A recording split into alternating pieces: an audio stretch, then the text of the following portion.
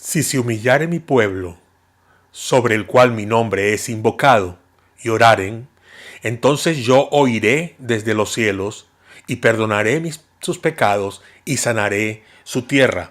Segundo de Crónicas 7:14. Bienvenidos al estudio de esta semana.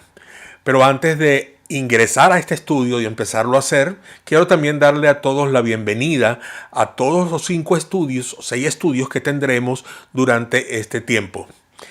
Cada domingo a partir de esta semana, cada día a partir de esta semana, en sus casas, en los grupos pequeños, estaremos trabajando con esta serie. La serie se titula La oración en la iglesia primigenia y en la iglesia actual. Y contiene los siguientes temas. La oración en el nacimiento de la iglesia en Pentecostés, el primer tema. La iglesia orando por la dirección del Espíritu Santo, el segundo tema. El tercero se llama la oración en la vida de los primeros creyentes.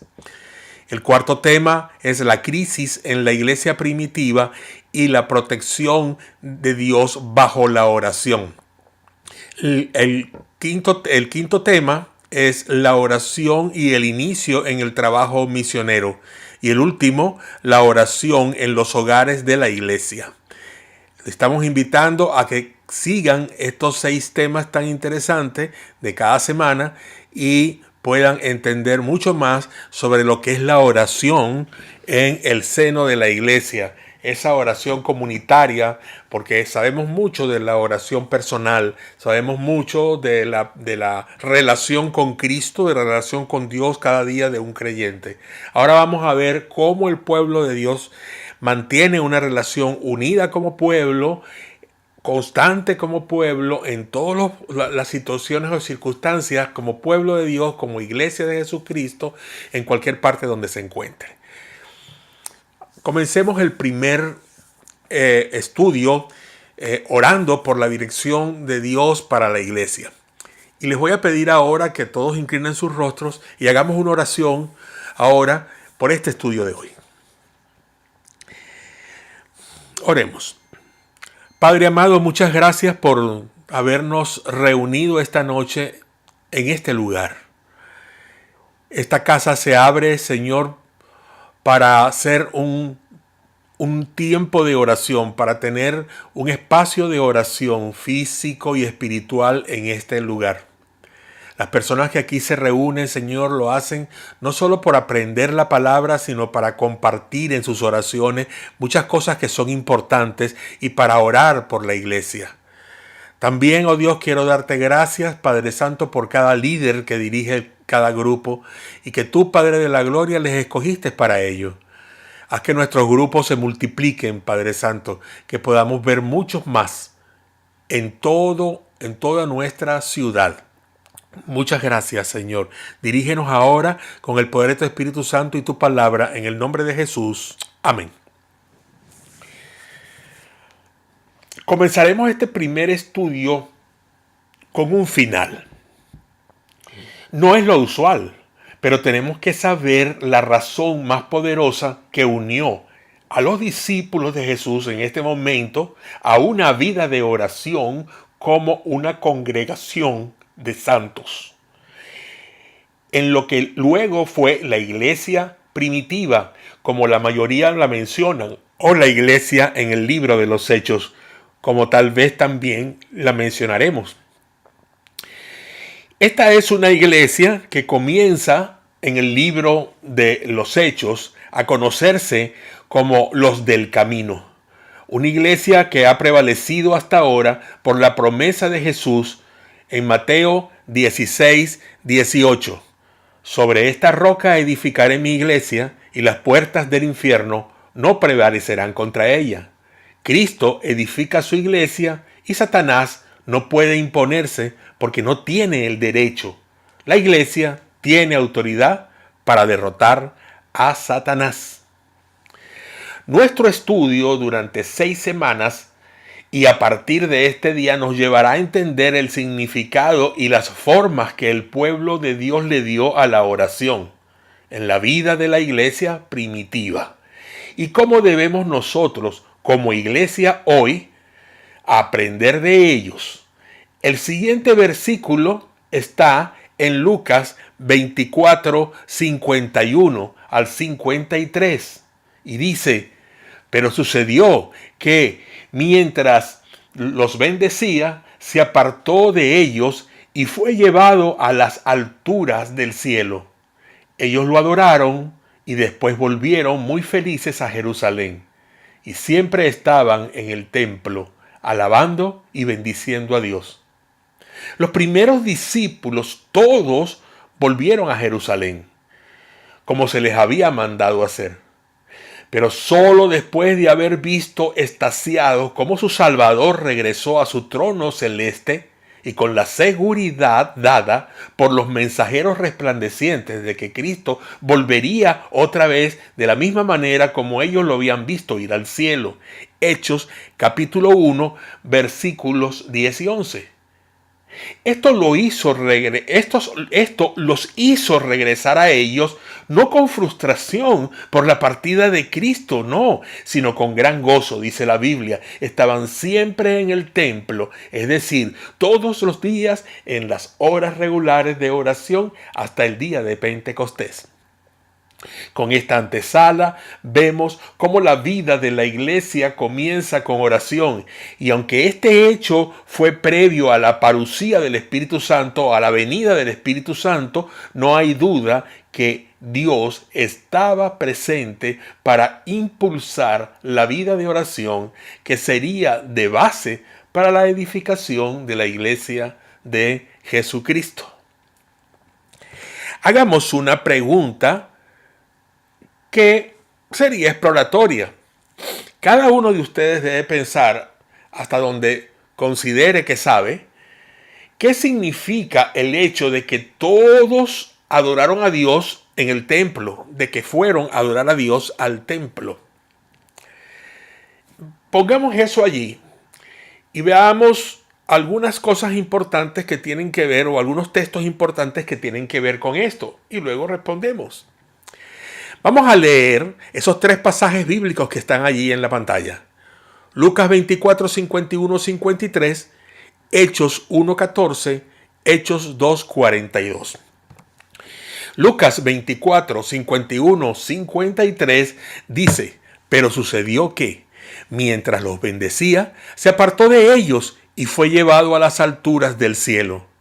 Ellos lo adoraron y después volvieron muy felices a Jerusalén y siempre estaban en el templo alabando y bendiciendo a Dios.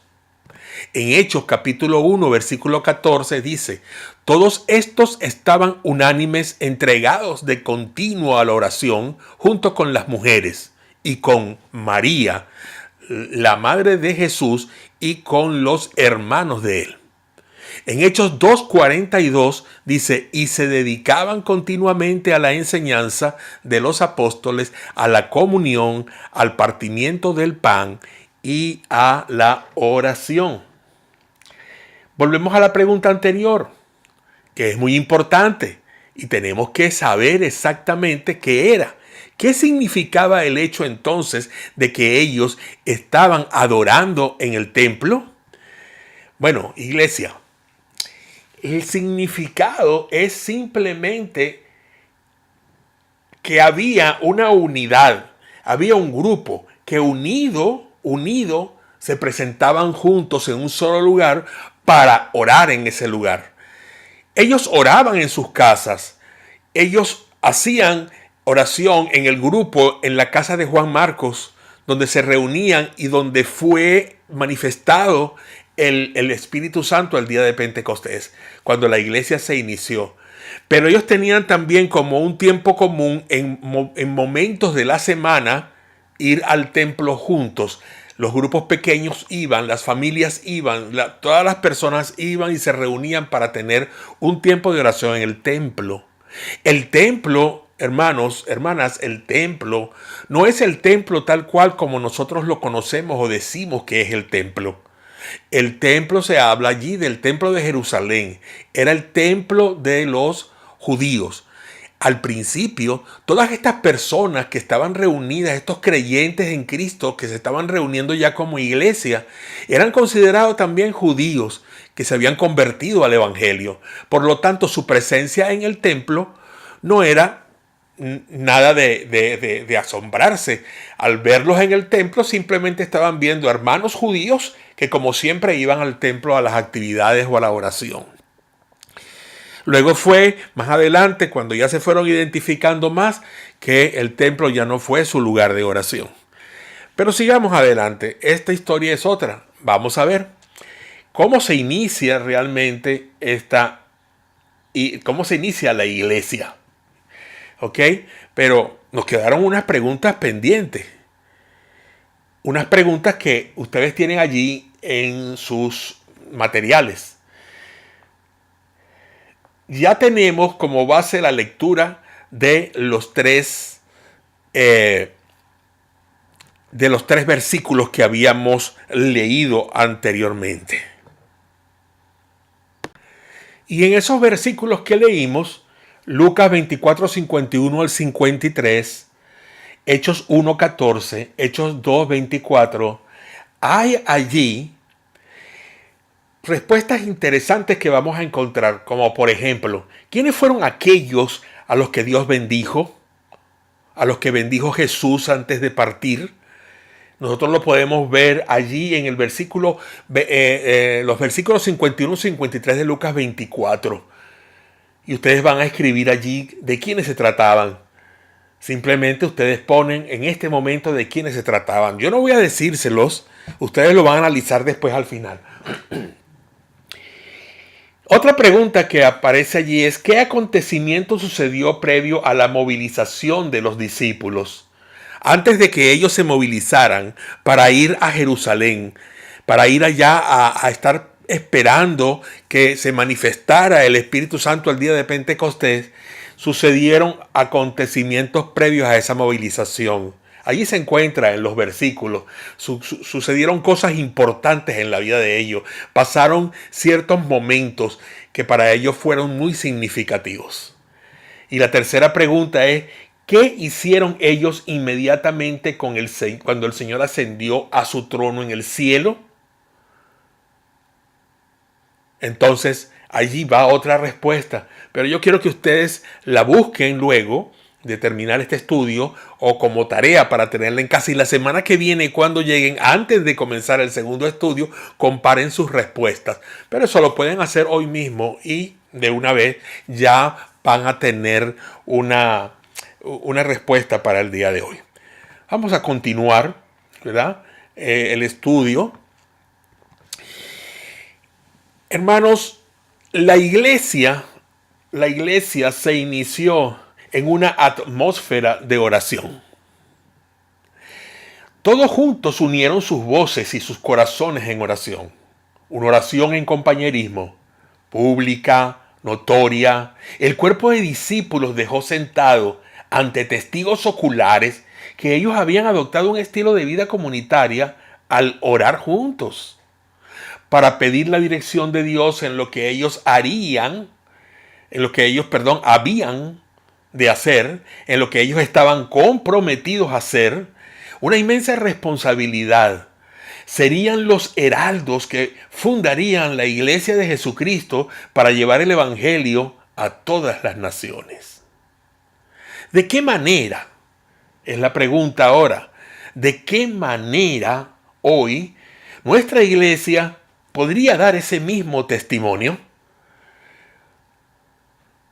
Hay una respuesta que ustedes tienen que llenar ahora y yo les voy a ayudar a esa respuesta.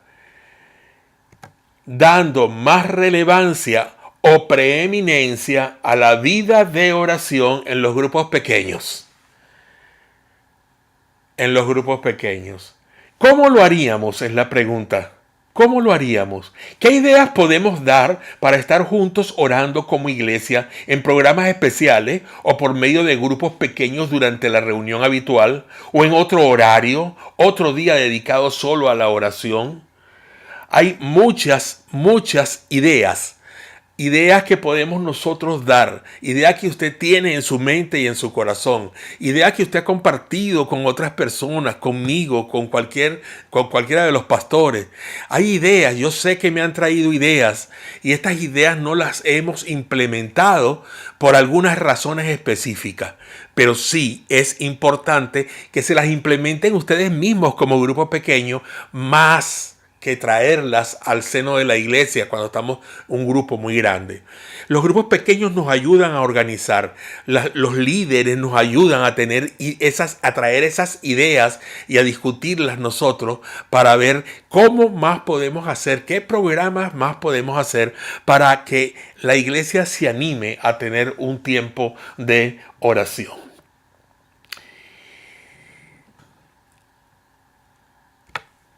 Vamos a pasar a este punto que es muy importante porque estamos hablando de la oración comunitaria. La oración comunitaria puede ser en un grupo pequeño, toda la comunidad de un grupo pequeño. O la oración comunitaria podría ser en una reunión de grupos pequeños, 2, 3, 4, todos los grupos reunidos en algún lugar. O, naturalmente, la oración comunitaria también se hace el domingo en la mañana, cuando estamos en la iglesia y las personas a las cuales se les asignan oraciones deben aprender a hacer sus oraciones en público. Es muy diferente hacer una oración privada o con pocas personas en un tiempo específico de oración donde tenemos más tiempo para orar. Y hay otra forma de orar cuando estamos frente a un público dentro de un programa que tiene una duración específica de horas. Y esto hay que saberlo controlar.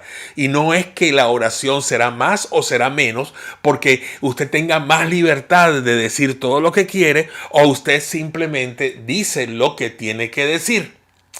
Vamos a ver. Yo quiero realmente entrar en esto, es muy importante. Y el Señor Jesús nos va a dar a nosotros, en la palabra, nos va a dar a nosotros estas ideas tan interesantes. Aprendiendo a orar como se hace en público. Jesús en Mateo 6, 5 al 7 nos enseña que la oración debe ser inteligente. Debe ser inteligente. Busquen esta cita mientras yo voy explicando. Mateo 6, 5 al 7. Van a leer allí ustedes, van a tener allí una lectura donde dice que los gentiles a los cuales se refería Jesús, se refiere Jesús a los gentiles, a los incrédulos. En aquel tiempo se le llamaba paganos, pero paganos porque ellos pertenecían a una serie de religiones que verdaderamente caían en una vulgaridad pagana. Hoy en día no se les puede mencionar así, ya no se usa esa expresión. Sí podríamos ver que en algunos lugares del mundo todavía hay personas, todavía hay lugares, tribus en África, en cualquier lugar, grupos nativos, grupos indígenas que todavía tienen un tipo de relación con dioses de ese tipo. Ellos, tanto los de aquella época como los que podrían haber hoy, ellos no sabían dirigirse al Dios verdadero. Pero no sabían dirigirse al Dios verdadero porque no le conocían, porque no tenían seguridad de obtener la respuesta de un Dios que no existía. Era una oración sin razonamiento y de esa manera de orar había inseguridad y no era realmente lo que una oración podría decirse que debería hacerse en público. Para entenderlo, veamos el complemento de esto en lo que Pablo enseña y escuchen y vean, además de orar con inteligencia,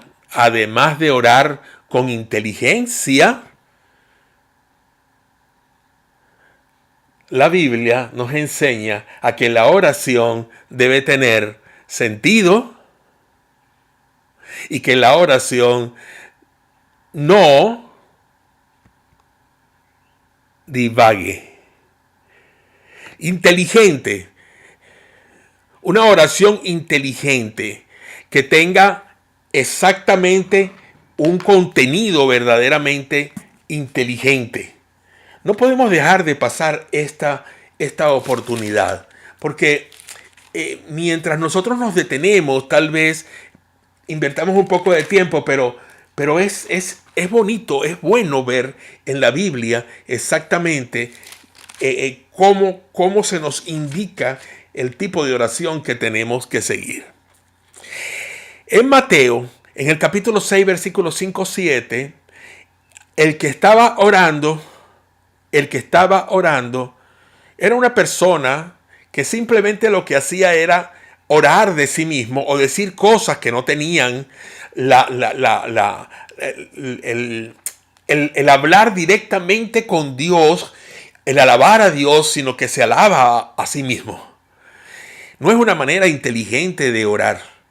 Y cuando nosotros vamos a Primera de Corintios, en el capítulo 14, en el versículo 15 del capítulo 14, dice que pues oraré con el espíritu, pero oraré también con el entendimiento. La palabra de Dios nos está hablando que la oración debe ser inteligente, debe ser una oración entendida. No debe ser una oración que divague o que no tenga sentido, que vaya para allá y diga una cosa por este lado y después venga y diga otra cosa que no tiene nada que ver con lo que se está orando. Y así es repetitivo. Y vuelve a caer y nunca sabemos cuándo va a terminar. Nunca sabemos cuándo va a terminar. Ya vamos a poner algún ejemplo. Además, la oración debe ser prudente.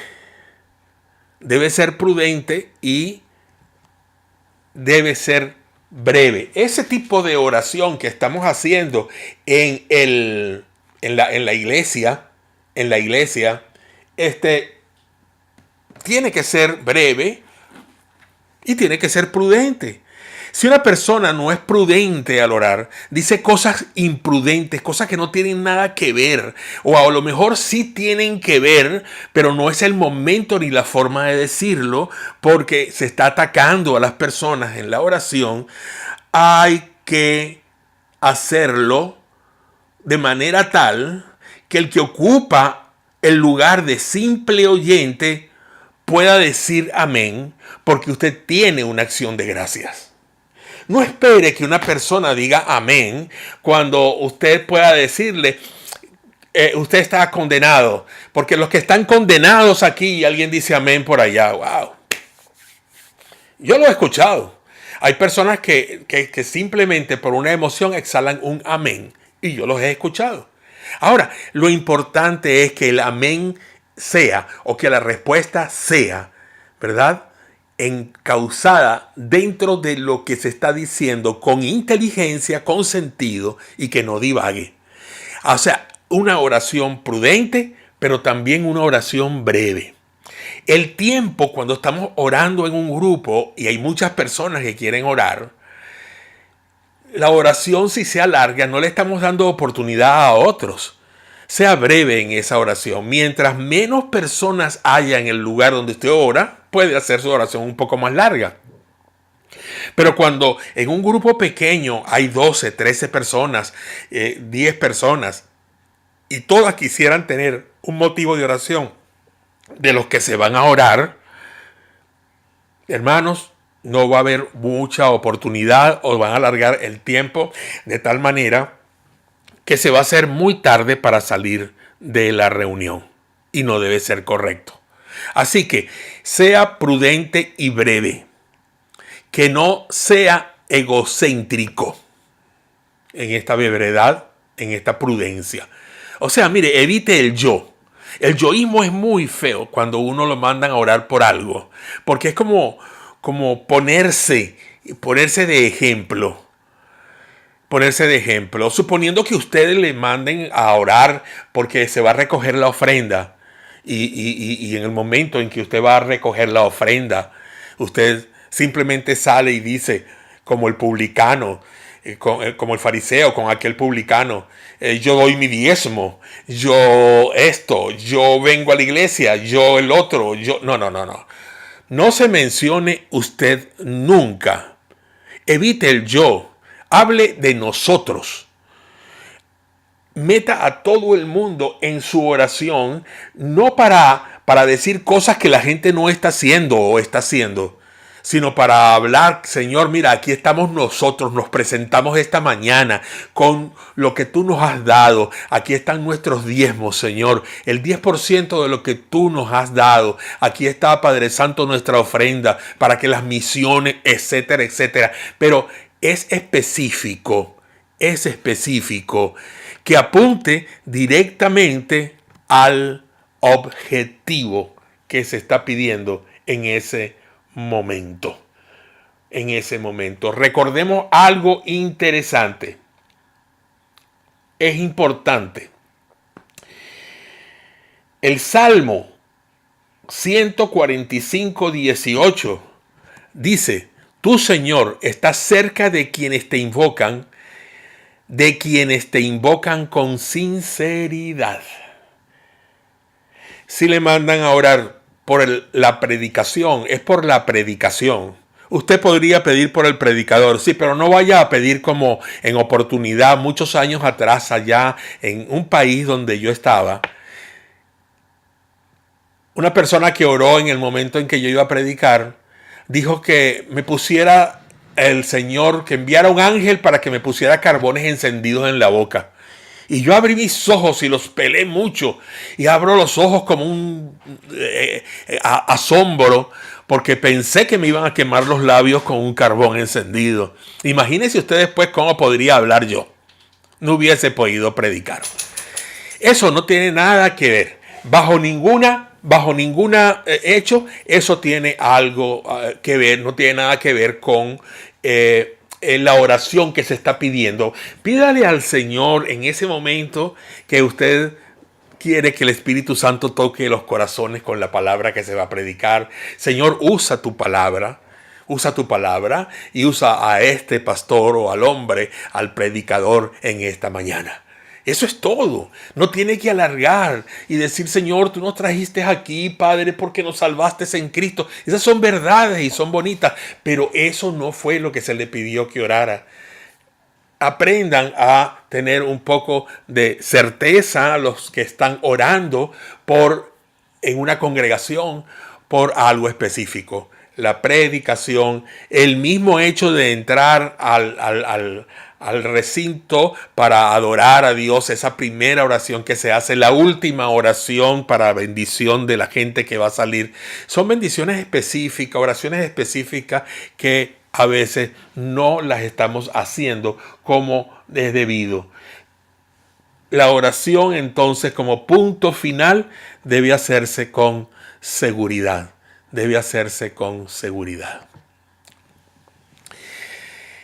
Hermanos míos, la oración pierde su sentido cuando no tomamos en cuenta la naturaleza de Dios, sus atributos, su amor, su misericordia.